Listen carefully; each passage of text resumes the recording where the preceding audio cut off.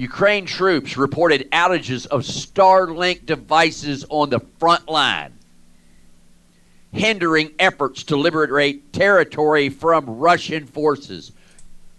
I won't even step foot in a Tesla. In fact, whoa, dude, he's up on Elon. It's not his fault that the internet's gone down for Ukrainian forces, and we've all rung the broadband provider up and complained, but it's not Elon's fault. It's got to do a lot more with this stuff seen over Russian cities in recent nights. Pillars of light piercing the sky, taken by locals, these shots. This over Belgorod, not far from Kharkiv, a centre of recent military action and coincident with these outages. So what could this be, this secret weapon? Well, have you ever heard of this thing here? I'll show you the grid. HAARP, H-A-A-R-P. It's a system used to beam high energy up high into the ionosphere and use that for communications purposes or for denial of service and communications, which it seems is going on here. Whatever it is, it's being deployed at a very pivotal moment because they haven't interfered with these communication systems up till now. So why would they interfere now? Well, because we're at a pivotal point, because we're at a turning point, as I've been saying in the last couple of videos. We're now in full-blown World War III. And I know some people are having a bit of trouble transitioning from the phony war in Ukraine and peace talks and negotiations. That's over. And the deployment of this system is one of the reasons why. There's other things you need to know. Scott Ritter explains. The goal of the United States, unfortunately for Ukraine, is to bleed Russia dry. And they'll do that to the last Ukrainian. They're not here to preserve Ukraine. They're not here to recapture Ukrainian territory. They're not here to sustain the existence of President Zelensky. We're simply willing to sacrifice Ukraine as a nation for the singular goal of inflicting harm on Russia. Yeah, that's the reality. To paraphrase some really bad Mexican B-movie, we don't need no stinking peace. So these attacks, the recent wave of attacks are not a warning. They're not a warning. They're the beginning. They're the opening. This is World War III. So confirming that take on this news today from Belarus, Lukashenko, the leader of Belarus, warning Ukraine and deploying troops alongside Russian troops in the Belarus-Ukraine border area to dissuade any incursion. So that's Lukashenko making moves because we're gone into the active phase now. This is World War III playing out. Just to capitalise further on that analysis and understanding of things, we have news today that 40,000 troops are gathered in an area of Ukraine poised in the east to make a move against Russian forces. So we're not seeing things scale down, we're seeing things about to scale up. So those strikes on Kiev, the capital, were mostly symbolic for propaganda purposes. The real damage was across the entirety of Ukraine, inflicting damage on energy and infrastructure communication systems. They're softening up in an active phase. But that was in Ukraine. Another interesting target in Kiev was a Russian missile struck the German consulate in Kiev. I think that had to be a message. But it's the downing of the Starlink system that really is the giveaway that we are in a new phase, because, let me put it like this, the Russians would not have revealed that they were able to take down those communication systems until it was a key moment. They've been prepared to suffer the disadvantages of having that system in place despite having had the capability to take it out. And they haven't done so. But now they have. They wouldn't do that and just sit around while the Ukrainians put alternative systems in place. No, this is part of softening up prior to major move, because this is World War III. There's no peace on the horizon. And we're settling down for a major war in the centre of Europe. Meanwhile, speaking of war, this guy's also going to war. That's Donald Trump, who has declared, as you probably heard in recent days, his intention to sue CNN for hundreds of millions of dollars in damages for basically what was a campaign of vilification. Now he said he's going to take more lawsuits against more media too. And he's put the January 6th committee on his list of potential targets. There's no doubt that this is hitting them where it hurts. And Donald Trump is taking advantage of a sea change, which is about to occur if and when the Republicans take control of the House and perhaps the Senate. Because the Supreme Court has already accepted that it will take a look at some cases involving internet censorship, which could indeed change the shape of the internet as we know it. And so Donald Trump is riding that wave.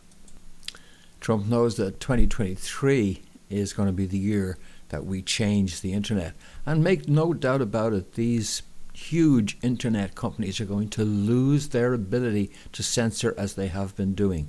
Not immediately, but due to the Supreme Court's actions and to legislative changes coming up. We're going to see a levelling of the playing field. Good news there.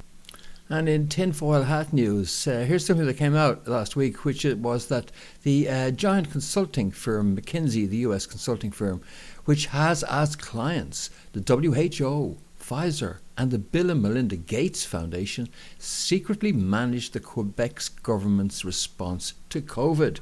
Who'd have thunk? McKinsey, the giant consulting firm. Obviously there will be conflicts of interest, they're saying. Conflicts of interest puts it mildly. In fact, as I reported a long time ago, the McKinsey company is a well-known CIA front company, McKinsey. Anybody and everybody knows that McKinsey's a CIA front. But what's more concerning, besides these connections to WHO and Bill and Melinda Gates Foundation as a management consultancy function, just take a look here at this, how consultants like McKinsey took over France. Private companies now involved in everything from countries' vaccine rollout to combating climate change. Well, of course they're involved in it. They're a CIA front. So great news, everybody. You worked that one out. That only took you, 2 years or something? So here's when I revealed that Ellen Shedlar's, the chairwoman of EcoHealth Alliance, which was the company involved in the Wuhan lab, on the 3rd of May 2020. I revealed that to you, and that is the smoking gun. It is so funny that even investigative media or mainstream media, when they come close to these issues and they sort of tell you stuff that looks suspicious, and you've got a smoking gun at the very heart of the Wuhan lab, and nobody talks about that. That's because, our entire systems are just full of disinformation agents, our information systems. And here's more of it. Web of Lies, appropriately, the lure and danger of conspiracy theories. That's the name of a book published in Ireland, and detailing how QAnon and Illuminati stuff is believed by these idiots on the right in their Web of Lies.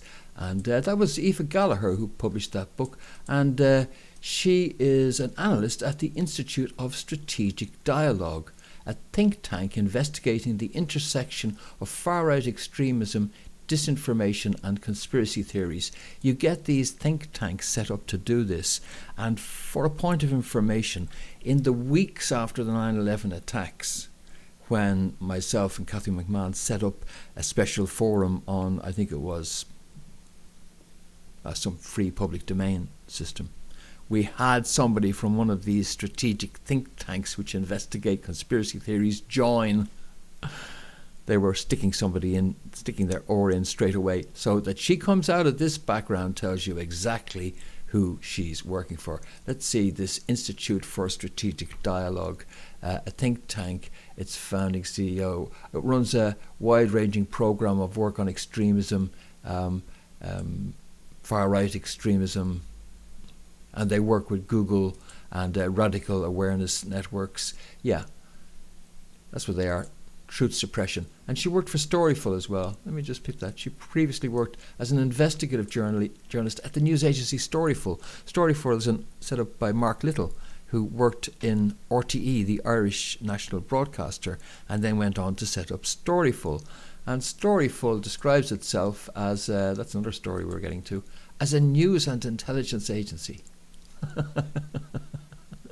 Sometimes the truth comes out even when you don't realize you're saying it.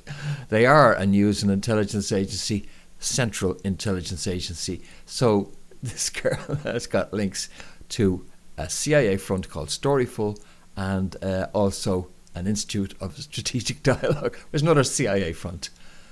And speaking of CIA fronts, and considering the genesis of Mark Little in RTE, the Irish broadcaster, before he set up Storyful, RTE is a totally CIA-controlled station.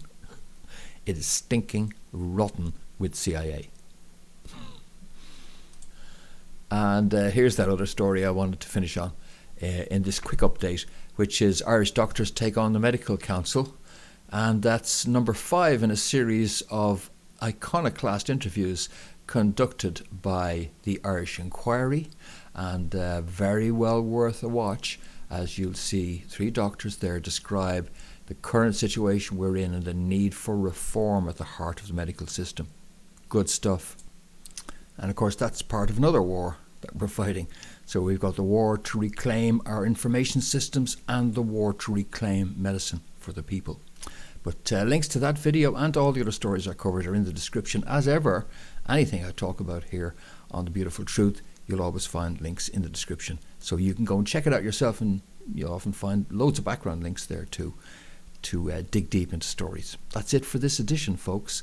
On the day that the Russians finally decided that if the New World Order indeed wants a war, a World War III, then there's no point in delaying. Phase 1 is over, the phony war is over, and if they really are determined to have their World War III, then Russia is prepared to give it to them and get this over quicker rather than slower. I'll be back with more soon. Hope you can join me for that. But in the meantime, keep up the comments, and I'll get to those in future videos. But for now, for The Beautiful Truth, this has been Fintan Dunn reporting. See you soon.